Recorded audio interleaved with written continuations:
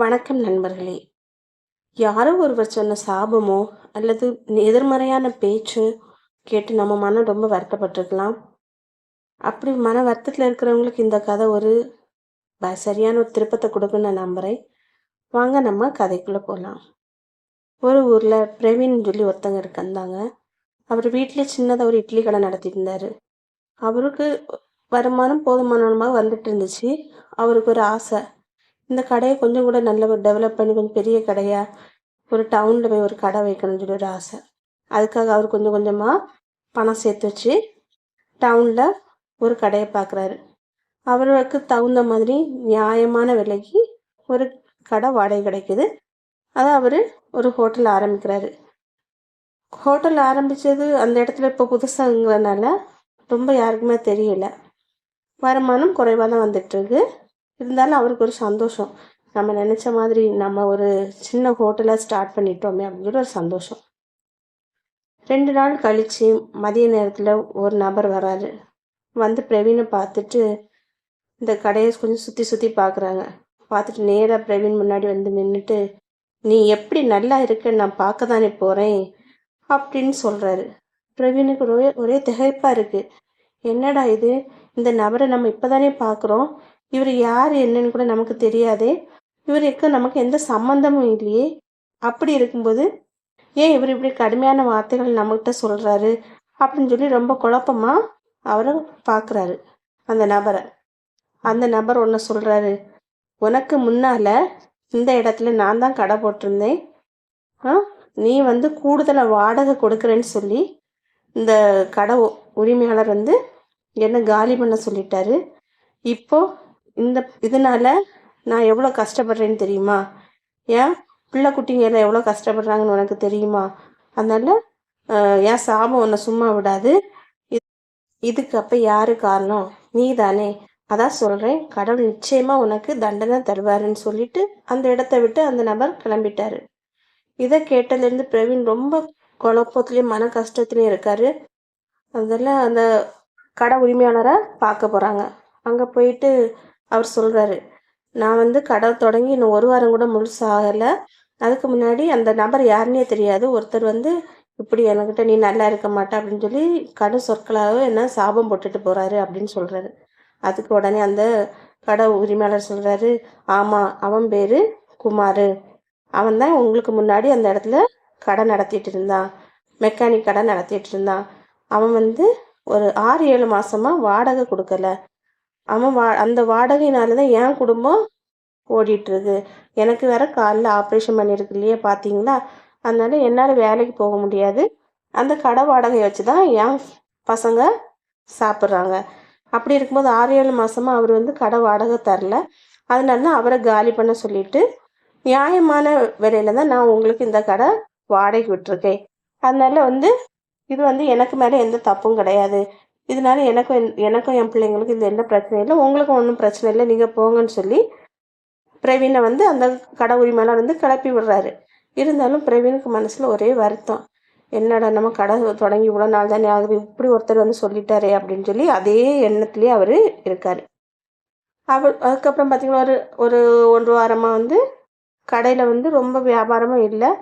அப்போ பிரவீன் என்ன நினைக்கிறாரு, அந்த ஆள் சொன்ன சாபத்தினால தான் நமக்கு வந்து இப்படியெல்லாம் நடக்குதுன்னு சொல்லிட்டு ரொம்ப வருத்தத்தில் இருக்கார். அவரால் தொழிலில் வந்து ரொம்ப கவனமாக இருக்கவும் முடியலை. ஏன்னா அவரோட எண்ணங்கள் ஃபுல்லாக அந்த ஆள் சொன்ன அந்த சாபத்திலே இருக்கு, நீ நல்லா இருக்க மாட்டான்னு சொன்ன அந்த ஒரே வார்த்தையிலே தான் அவரோட மனம் வந்து சுற்றிக்கிட்டே இருக்குது. அப்புறம் 2 நாள் கழித்து பார்த்திங்கன்னா அவரோட அம்மா வராங்க ஊர்லேருந்து. அவங்க அம்மாவை பார்த்தோன்னா நல்லா விசாரிக்கிறாரு. பேசிகிட்டு இருக்கும்போது அந்தல அவங்க அம்மா கேட்குறாங்க, நீ ஏன்டா பிரவீன் ரொம்ப சோகமாக இருக்க, உனக்கு ஏதோ கஷ்டம் இருக்குது, அதை நீ ஏன்டா சொல்லு அப்படின்னு சொல்கிறாரு. அப்போ அந்தல பிரவீன் சொல்கிறாரு, அம்மா நான் எப்படி கடை தொடங்கினா 3ஆவது நாள் ஒருத்தர் வந்து என்னை எப்படி கடுமையான வார்த்தைகளை சொல்லிட்டாரு. அதுக்கப்புறம் பார்த்திங்கன்னா நம்ம கடை கூட ரொம்ப வியாபாரம் ஆகலை. நான் இட்லி கடை போடும்போது கூட ஓரளவு வியாபாரம் ஆயிடுச்சு, இப்போது வியாபாரமும் இல்லை, எனக்கு பயமாக இருக்குது அப்படின்னு சொல்கிறாங்க. அதுக்கு உடனே அவங்க அம்மா சொல்கிறாங்க, நீ ரொம்ப எதையும் நினச்சி மனசை கஷ்டப்படுத்திக்காத, அது ஒன்றுமே இல்லை. ஏன்னா வந்து அது உனக்கும் அந்த ஆளுக்கும் எந்த முன் விரோதமோ எந்த பேச்சுவார்த்தையும் எதுவுமே இல்லை. திடீர்னு வந்து அவர் சொல்லும்போது யாரோ ஒருத்தவங்க சொல்கிற வார்த்தையோ சாபமோ உனக்கு எந்த பிரச்சனையும் உருவாக்காதுன்னு சொல்கிறாரு. அவங்க அம்மா சொல்லியுமே அவரால் அதை ஏற்றுக்க முடியலை. மனசளவில் அவர் அது அதே யோசனையில் இருக்கிறாங்க. அப்புறம் பார்த்தீங்கன்னா ஒரு 4 நாள் கழித்து திருப்பி அவங்க சொந்தக்காரங்க ஒருத்தவங்க வீட்டுக்கு வராங்க. சொந்தக்காரங்க வீட்டுக்கு வந்தாலே எங்கேயாவது வெளியே கூட்டிகிட்டு போவேன்ல, அதை மாதிரி பிரவீன் என்ன பண்ணுறாங்க, அவங்க சொந்தக்காரங்களை கூப்பிட்டுட்டு ஒரு மிருக காட்சி சாலைக்கு போகிறாங்க. மிருக காட்சி சாலையில் வருஷம் முதல்ல எல்லா மிருகங்களையும் பார்த்துட்டு சந்தோஷமாக வராங்க. வந்துட்டு இருக்கும்போது ஒரு செம்மறி ஆட்டுப்பட்டி அங்கே வந்து நிற்கிறாங்க. செம்மறி ஆட்டுப்பட்டினா ஆடுகளெல்லாம் அடைச்சி வைக்கிற ஒரு இடம். அப்போ பார்த்தீங்கன்னா அந்த மற்ற இடத்துல இருந்த மிருகங்கள் எல்லாம் நல்லா கொழுன்னு நல்லா செழிப்பாக இருக்குது. ஆனால் இந்த செம்மறி ஆடுகள் மட்டும் பார்த்தா நல்லா மெலிஞ்சி ஒரு மாதிரி சோகமாகவே இருக்கிறாங்க. அந்த ஆடுகளுக்கு முகத்தில் ஒரு சந்தோஷமோ ஒரு நல்ல வளமையோ இல்லை அவங்களுக்கு. ஆனால் நல்ல பெரிய புல்வெளியில் தான் அவங்கள போட்டிருக்கு ஆடுகளை. ஆனால் வந்து அதுங்கெல்லாம் மெலிஞ்சிருக்கு. அப்போ அதெல்லாம் அதை பார்த்துட்டு இந்த பிரவீனோட அம்மா வந்து அந்த ஆட்டுப்பட்டியோட காப்பாளர் இருப்பார்ல, அவங்கள கூப்பிட்டு கேட்குறாங்க, ஏன் இந்த ஆடுகளுக்கெல்லாம் ஏதாவது உடம்பு முடியாமல் இருக்கா? ஏன் எல்லா ஆடுமே வந்து இப்படி மெலிஞ்சிருக்குது? ஏதாவது பிரச்சனையா அப்படின்னு உடனே இல்லை ஏதாவது நோய் எதுவும் பரவிட்டு இருக்கான்னு சொல்லுங்க அப்படின்னு கேட்குறாங்க. உடனே அந்த காப்பாளர் சிரிக்கிறாரு. சிரிச்சிட்டு ஏன் சிரிச்சோன்னே அந்த பிரவீனோட அம்மா கேட்குறாங்க, ஏன் சிரிக்கிறீங்க? நாங்கள் தப்பாக கேட்டுட்டோமா அப்படின்னு கேட்கும்போது, இல்லை நீங்கள் அந்த ஆட்டுப்பட்டியை பார்த்தீங்களே தவிர அதுக்கு பின்னாடி இருக்கிற இந்த கண்ணாடியை பார்த்தீங்களா அப்படின்னு கேட்குறாரு.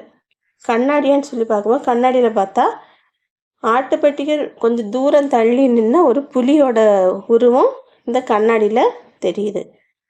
ஆமாம், ஒரு புலியோட உருவம் தெரியுதுன்னு சொல்லி அவங்க அம்மா சொல்கிறாங்க. அதுக்கு அந்த காப்பாளர் சொல்கிறாரு, இந்த ஆடுங்கள் எல்லாம் இப்போ புதுசாக அந்த புலியை கொண்டு அந்த கூண்டில் போட்டிருக்காங்க.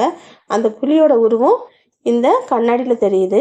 இதை பார்த்து பயந்தே இந்த ஆடுங்க வந்து ஒழுங்காக சாப்பிட்றதில்ல. பயத்திலே இந்த ஆடுங்கெல்லாம் இப்படி மெலிஞ்சு போயிருக்குது. நாங்கள் கூட முதல்ல தொடக்கத்தில் வந்து ஏதோ இந்த ஆடுகளுக்கெல்லாம் ஏதோ உடம்பும் சரியில்லாமல் போயிடுச்சுன்னு சொல்லி பயந்து தான் நாங்களே இருந்தோம். கடைசி நாங்கள் ரொம்ப யோசித்து முடிவில் தான் எங்களுக்கு தெரியுது, இந்த கண்ணாடினால தான் இந்த ஆடுங்கெல்லாம் வந்து இப்படி இருக்குன்னு சொல்லி நாங்கள் தெரிஞ்சுக்கிட்டோம் அப்படின்னு சொல்லி காப்பாளர் வந்து பிரவீனோட அம்மாட்ட சொல்கிறாங்க. உடனே அந்தெல்லாம் பிரவீனோட அம்மா அப்படி கேட்டுட்டு, பார்த்தியா பிரவீன், இந்த ஆடுங்களே இவ்வளோ இது பண்ணுது பாரு அப்படின்னு சொன்னோன்னா உடனே பிரவீன் சிரிக்கிறார். சிரித்த உடனே அவங்க அம்மா கேட்குறாங்க, ஏன் நீ சிரிக்கிற அப்படின்னு. இல்லை, கூண்டுக்குள்ளே இருக்கிற புலினாலே இதுங்களாம் ஒன்றும் செய்ய முடியாது. இதில் இந்த கண்ணாடியில் தெரிகிற இந்த கூண்டில் இருக்கிற புலியோட பிம்பத்தை பார்த்து இந்த ஆடுங்க எல்லாம் வந்து இப்படி பயந்து மெலிஞ்சு போய் இருக்கேன்னு சொல்லி அதை நினச்சி சிரிக்கிறேன்னு சொல்கிறாரு. உடனே பிரவீனுக்கு அம்மாவும் சிரிக்கிறாங்க. சிரிச்சிட்டு சொல்கிறாங்க, 5 அறிவு உள்ள ஆடுகளுக்கு நீ சிரிக்கிற, 6 அடி படைச்ச மனுஷன் நீ. அந்த யாரோ ஒருத்தங்க சொன்ன வார்த்தையை நினச்சி நீ இவ்வளோ மன கஷ்டத்துலேயும் இவ்வளோ குழப்பத்துலேயும் நீ இருக்கும்போது அந்த 5 அறிவு ஜீவன்கள் இருக்கிற தப்பு இல்லையே அப்படின்னு சொல்கிறாங்க. அதுக்கப்புறம் தான் பிரவீனுக்கு உரைக்குது, ஆமாம் நம்ம எவ்வளோ முட்டாள்தனமாக இருந்திருக்கோன்னு சொல்லிட்டு, சரிம்மா நான் நானே திருப்பிக்கிறேன் அப்படின்னு சொல்கிறாங்க. உடனே காப்பாளர்கிட்ட சொல்கிறாங்க, நீங்கள் பேசாமல் இந்த கண்ணாடி எடுத்து மாற்றிக்கோங்க, அப்போ தான் இந்த ஆடுகள்லாம் நிம்மதியாக இருக்குன்னு. ஒன்று காப்பாளர் சொல்கிறார், நாங்கள் எங்கள் நிர்வாகத்துக்கிட்ட சொல்லியிருக்கோம், இன்னும் 2 நாளையில் நாங்கள் அதை மாற்றிடுவோம் அப்படின்னு சொல்கிறாங்க. அப்புறம் எல்லோரும் சந்தோஷமாக எல்லா மிருகங்களையும் சுற்றி பார்த்துட்டு வீட்டுக்கு வந்துட்டாங்க.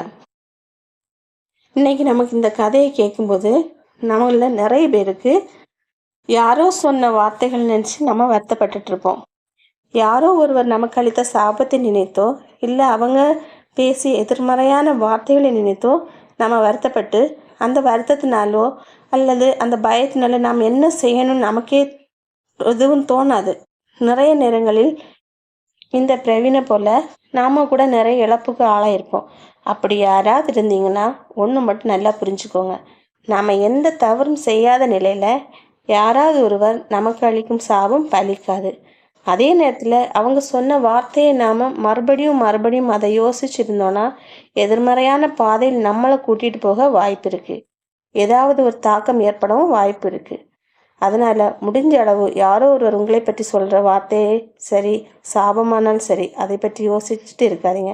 நம்ம தப்பு செய்யலை, ஒருவரிடம் சாபம் பலிக்காது. முதல்ல நம்ம அதை முழுமையாக நம்பணும். அந்த ஆடுகள் கண்ணாடியில் தெரிஞ்ச பிம்பத்தை பார்த்து அதுங்க பயந்து சாப்பிடாம இருந்து உடம்பு சரியில்லாமல் போனது போல் நம்மளும் ஆகிடக்கூடாது. இந்த நிலைமையில் இருக்கிற ஒருத்தவங்களுக்கு இந்த கதை ஒரு பெரிய திருப்பத்தை கொடுக்கும்னு நம்புகிறேன். நன்றி. வணக்கம்.